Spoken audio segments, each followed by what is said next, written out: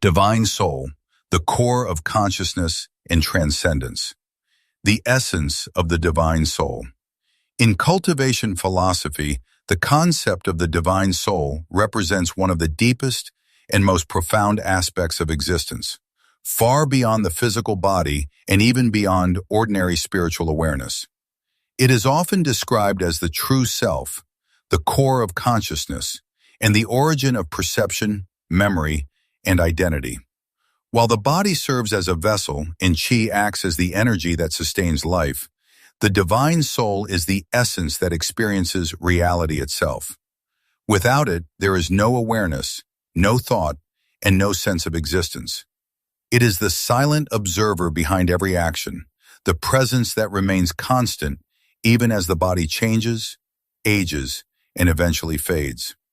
Unlike physical form, which is bound by time and decay, the divine soul is often portrayed as something far more enduring, something that can transcend limitations and continue beyond ordinary life cycles. The relationship between body, chi, and soul. To understand the divine soul, it is important to distinguish it from other aspects of existence.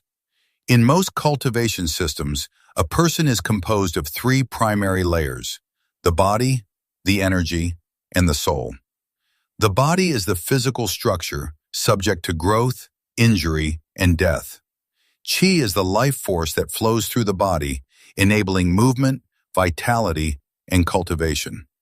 The divine soul exists above both, acting as the governing consciousness that directs energy and controls the body.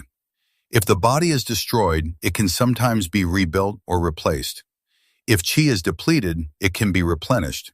But if the divine soul is damaged or destroyed, the individual ceases to exist in any meaningful sense. This hierarchy highlights the importance of the divine soul as the true core of a cultivator's being, making its protection and refinement a central focus in advanced cultivation stages. Awakening of the divine soul. The divine soul is not always fully active from the beginning. In early stages of cultivation, awareness is often limited, and the soul remains in a relatively dormant or undeveloped state. As a cultivator progresses, gathers chi, and refines their mind, the divine soul begins to awaken.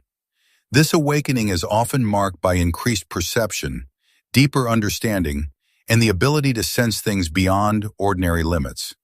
The cultivator may begin to perceive the flow of energy in greater detail, understand complex principles more easily, and maintain clarity even in difficult situations.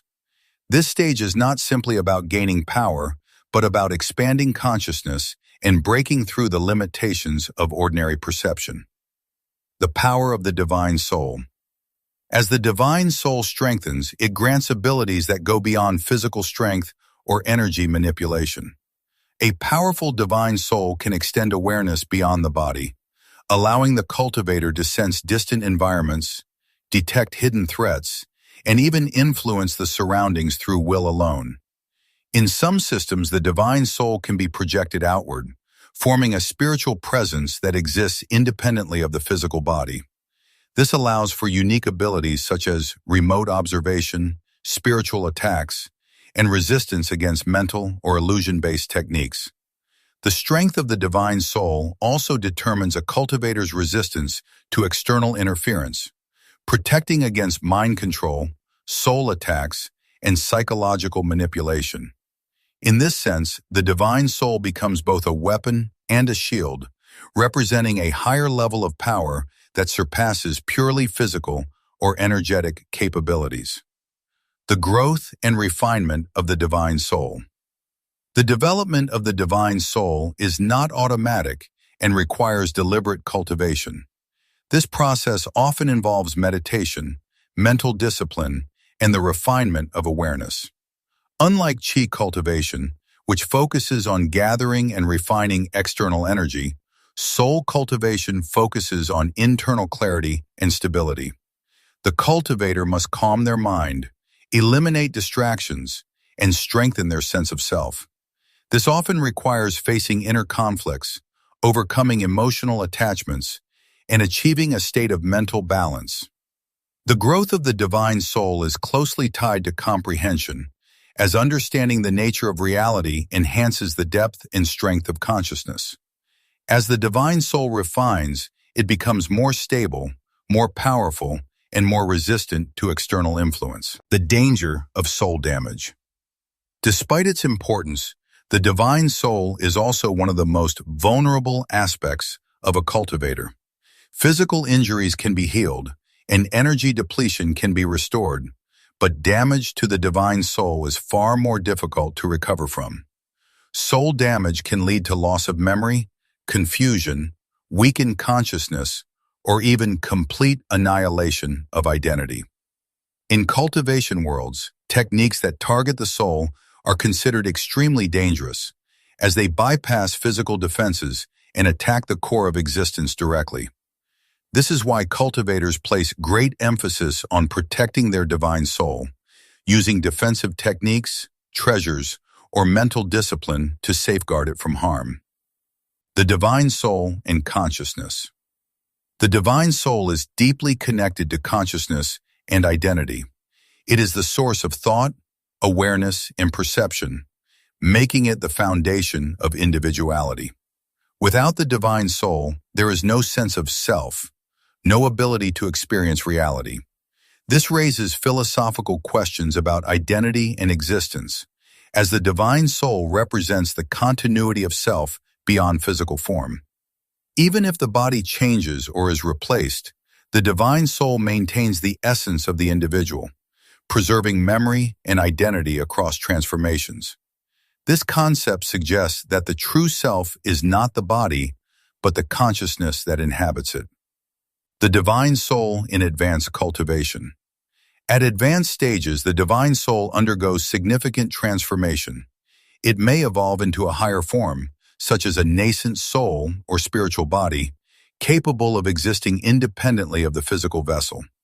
At this level, the cultivator's consciousness can survive even if the body is destroyed, allowing for rebirth, possession of new bodies, or continued existence in a purely spiritual state.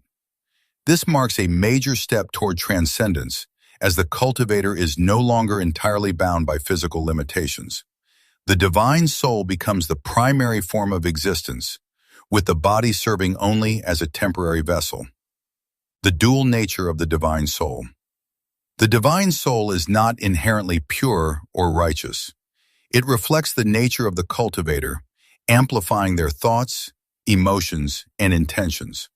A calm and disciplined cultivator develops a stable and clear divine soul, while one driven by obsession or negativity may develop a distorted or unstable soul. This duality means that the divine soul can be both a source of enlightenment and a source of danger. If not properly controlled, it can amplify inner flaws, leading to instability or even self-destruction. This highlights the importance of mental discipline and self-awareness in soul cultivation. The divine soul and the Tao. The divine soul is often seen as the bridge between the individual and the Tao.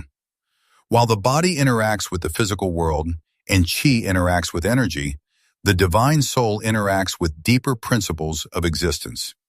Through the divine soul, a cultivator can comprehend higher laws, perceive the structure of reality, and align themselves with universal principles. This connection allows for breakthroughs that go beyond physical strength, enabling the cultivator to access higher levels of power and understanding. The stronger the divine soul, the clearer this connection becomes, allowing for deeper insight and greater control over one's path. Final reflection, the true meaning of the divine soul. The divine soul represents the essence of existence, the core of consciousness that defines who you are beyond body and energy. It is the source of awareness, the keeper of memory, and the foundation of identity. In cultivation, it is both a goal and a tool, something to be strengthened, refined, and protected. It grants perception beyond limits, power beyond form, and the potential to transcend mortality itself. But it is also fragile, requiring discipline and understanding to maintain stability and prevent collapse.